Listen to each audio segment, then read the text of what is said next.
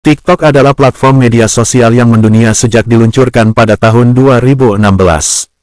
Aplikasi ini dengan cepat menjadi ruang utama bagi generasi muda, khususnya generasi Gen Z, untuk mengekspresikan diri, berbagi konten hiburan, dan menjalin komunitas digital.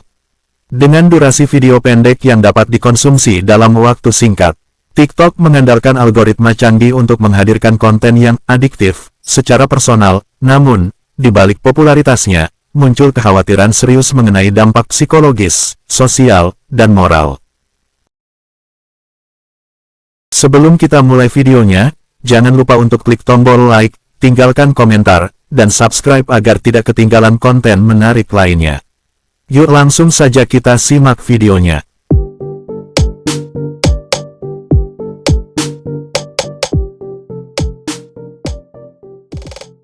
TikTok memiliki banyak tren yang awalnya terlihat konyol, lucu, dan tidak berbahaya.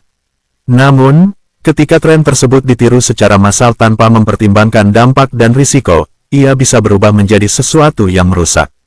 Tren-tren semacam ini menunjukkan bagaimana algoritma TikTok dapat mendorong remaja untuk melakukan tindakan irasional demi validasi sosial berupa like, share, dan followers. Padahal, banyak dari mereka belum memiliki kedewasaan berpikir dan belum bisa membedakan antara hiburan dengan tindakan berbahaya. Salah satu hal paling merusak dari tren bodoh di TikTok adalah glorifikasi ketololan sebagai bentuk hiburan.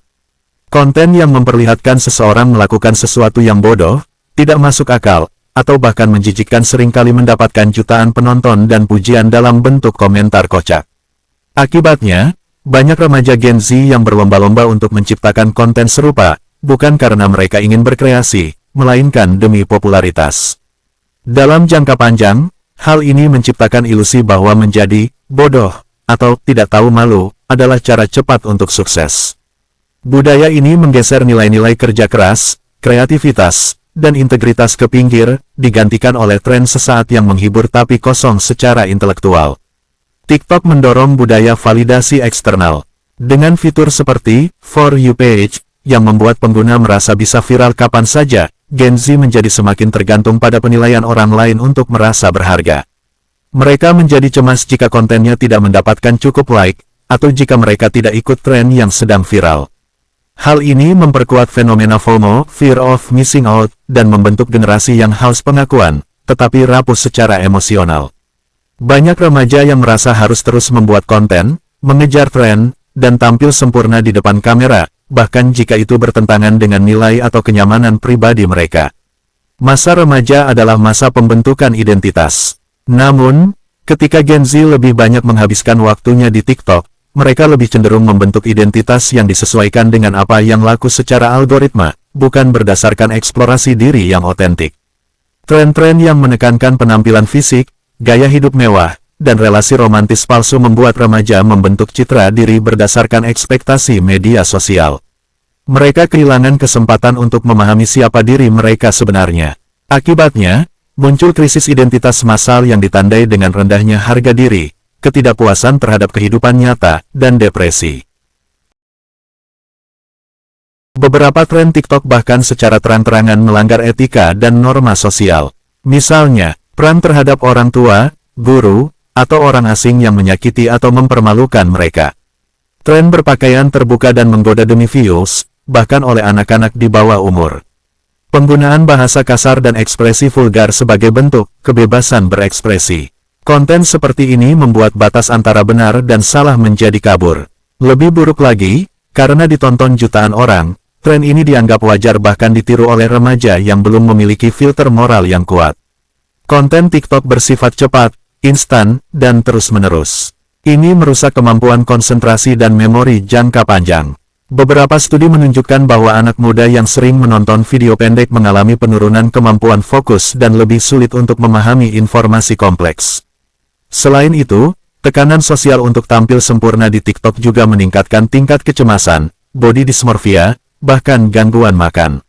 Remaja yang merasa tidak secantik atau sekaya influencer TikTok akan merasa minder, tertekan, dan merasa hidup mereka tidak berharga. TikTok tidak mendorong proses berpikir mendalam. Ia menekankan hiburan cepat dan sensasional. Konten edukatif kalah jauh dari konten joget-joget, drama percintaan, atau perang kasar. Dalam jangka panjang, ini membuat generasi muda terbiasa dengan informasi permukaan dan malas membaca atau berpikir kritis. Budaya diskusi sehat dan perdebatan intelektual juga tergeser oleh komentar singkat, sindiran tajam, dan candaan yang sering tidak nyambung. TikTok menciptakan budaya, scroll terus, yang membunuh semangat belajar dan mendalam. Tren TikTok mendorong banyak orang tua mengekspos anak-anak mereka demi konten viral. Anak-anak kecil diajak joget, berdandan dewasa, bahkan dipaksa membuat konten yang belum mereka pahami. Ini adalah bentuk eksploitasi digital yang jarang dibahas tetapi sangat berbahaya. Anak-anak kehilangan privasi, bahkan menjadi korban predator online yang mengintai lewat komentar atau DM. TikTok, meskipun punya batasan usia, tetap menjadi ruang yang rentan bagi anak-anak di bawah umur untuk dieksploitasi secara digital. TikTok sebagai platform kerap berkilah bahwa mereka hanya menyediakan ruang, sementara konten adalah tanggung jawab pengguna. Namun, algoritma TikTok secara aktif mempromosikan konten yang clickbait, dramatis, dan ekstrim karena dianggap lebih menarik perhatian. Sementara itu, regulasi dari pemerintah dan lembaga pendidikan belum bisa mengejar cepatnya perkembangan tren digital. Banyak sekolah dan orang tua yang tidak paham atau tidak mampu mengawasi aktivitas digital anak-anak mereka. Meski banyak tren bodoh, TikTok juga memiliki potensi positif jika digunakan dengan bijak. Konten edukatif, motivasional, dan kreatif juga ada, namun kalah suara. Maka, beberapa solusi yang dapat dipertimbangkan adalah literasi digital di sekolah. Anak-anak perlu diajari sejak dini cara bersikap kritis terhadap konten digital. Peran orang tua yang aktif, mengawasi, berdiskusi, dan membimbing anak-anak dalam menggunakan media sosial. Kebijakan platform yang lebih ketat, TikTok harus bertanggung jawab atas dampak algoritmanya dan menyediakan filter lebih baik untuk tren berbahaya. Penguatan nilai dan etika, generasi muda perlu ditanamkan nilai-nilai kehidupan nyata agar tidak hanyut dalam dunia maya yang semu. Salah satu ciri utama dari TikTok adalah konten viral. Sayangnya, agar bisa viral, pengguna seringkali memilih membuat video yang sensasional, aneh, atau bahkan bodoh. Tantangan-tantangan konyol, perang yang merugikan orang lain, atau informasi palsu seringkali lebih cepat menyebar dibandingkan konten edukatif. Akibatnya, banyak pengguna, khususnya remaja, mulai menilai-nilai sebuah video bukan dari isinya, melainkan dari seberapa banyak like, share, dan komentar yang diterima. Dalam proses ini, nilai-nilai intelektual dan kritis semakin terpinggirkan. Seolah-olah tidak penting lagi apakah informasi yang disampaikan benar atau salah, asalkan bisa menghibur dan ramai diperbincangkan. Ini merupakan bentuk pembodohan yang halus, karena mengaburkan batas antara hiburan dan pengetahuan. TikTok juga menjadi lahan subur untuk penyebaran hoaks dan teori konspirasi.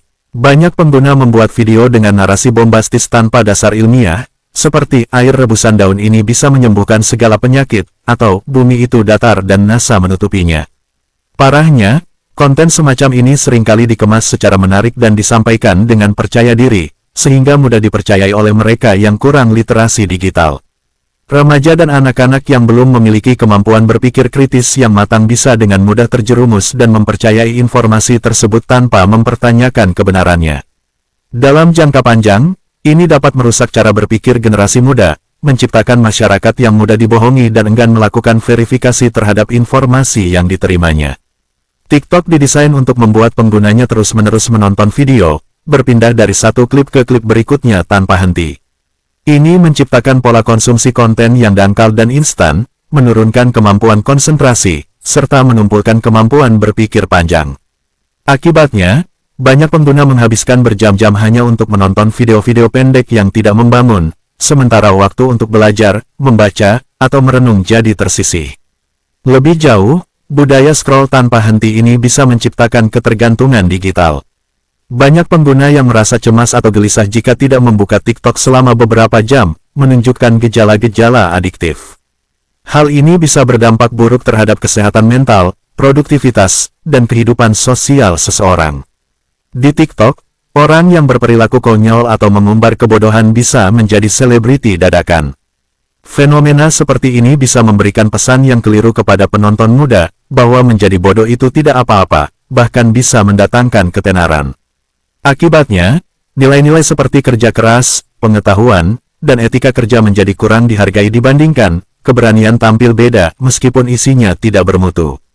Banyak pula konten kreator yang sengaja menciptakan persona bodoh atau polos hanya demi popularitas. Dalam jangka panjang, hal ini bisa menyebabkan masyarakat kehilangan standar moral dan intelektual yang sehat. Mereka tidak lagi mencari konten yang berkualitas, tetapi sekadar yang lucu dan menghibur, walaupun tidak mendidik. Salah satu penyebab utama dari pembodohan TikTok adalah kurangnya regulasi yang efektif dari platform maupun pemerintah. TikTok memang memiliki kebijakan komunitas, tetapi penerapannya sering tidak konsisten. Banyak konten berbahaya yang tetap beredar luas sebelum akhirnya dihapus. Di sisi lain, pemerintah juga belum cukup aktif dalam mengedukasi masyarakat tentang literasi digital dan pentingnya verifikasi informasi. Sekolah dan lembaga pendidikan juga belum sepenuhnya siap menghadapi tantangan ini. Banyak guru dan orang tua yang tidak memahami bagaimana algoritma TikTok bekerja, sehingga sulit mengontrol atau membimbing anak-anak dalam menggunakan platform tersebut secara sehat. Meskipun TikTok memang memiliki banyak kekurangan, pada akhirnya tanggung jawab tetap ada di tangan pengguna. Platform hanya menyediakan alat, sementara kita sendiri yang memilih bagaimana menggunakannya. Jika masyarakat lebih memilih konten bodoh daripada konten edukatif, maka algoritma akan menyesuaikan dengan selera pasar. Oke guys, itu dia video kita kali ini. Jangan lupa kasih like kalau kalian suka, tulis komentar di bawah, dan share ke teman-teman kalian. Subscribe juga biar kita makin semangat bikin kontennya. Sampai jumpa di video berikutnya, bye-bye.